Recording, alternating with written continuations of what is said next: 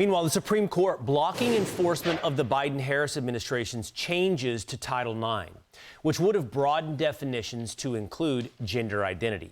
The High Court siding with a growing number of states that called for a stop to what they say is an unlawful rule against girls. Louisiana Attorney General Liz Murrill helped lead that fight that sparked the Supreme Court decision, which came down just yesterday. She joins us now. Mrs. Attorney General, thank you for being with us.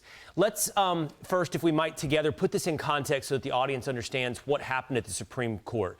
This was an injunction that a lower court ordered that stopped the Biden administration's rewrite of Title IX, which would have expanded sex to include gender identity. Is that correct in what was decided by the Supreme Court? That's correct. It's a preliminary motion. It was the government did not like the fact that we obtained the injunction, so they went to the United States Supreme Court to see if they could block it. All right, so an injunction stops the rewrite for now of Title IX. Let's talk about what the Biden administration is trying to do to Title IX, though. They are expanding definitions of, for example, sex. They want to include gender identity. Is that right?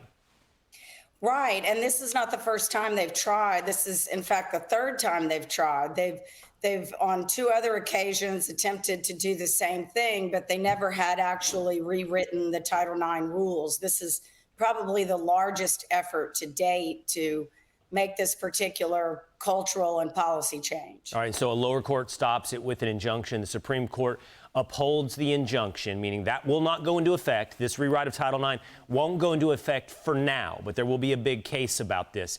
What do we say, Mr. Attorney General, to the argument made by the government that the cultural debate we're having about men joining women's sports wouldn't be affected by this change to Title IX? They are arguing this doesn't allow boys to jump into girls' sports.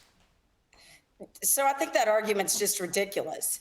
It would be impossible for them to deny the entire construct that they've recreated for Title IX and somehow say that wouldn't also apply to locker rooms and girls' sports.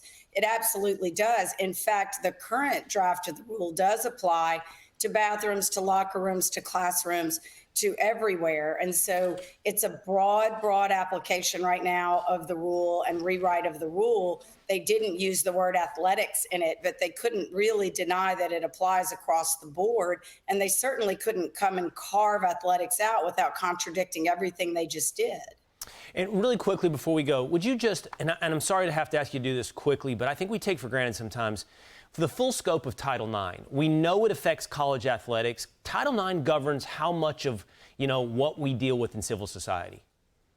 Well, Title IX covers the entire educational environment from K through 12 and all of higher ed and graduate schools too. So it's very pervasive, and it's been one of the most successful laws that have advanced women in educational opportunities and athletic opportunities that's ever been written. Right. So it's been enormously successful, and this rewrite eviscerates Title IX for women. Yeah. I mean, rewriting it now to include gender identity. For now, it's stopped, but we'll be following along as the courts hear the actual merits of the case going forward. Attorney General Murrill, thank you so much for being with us on Fox & Friends.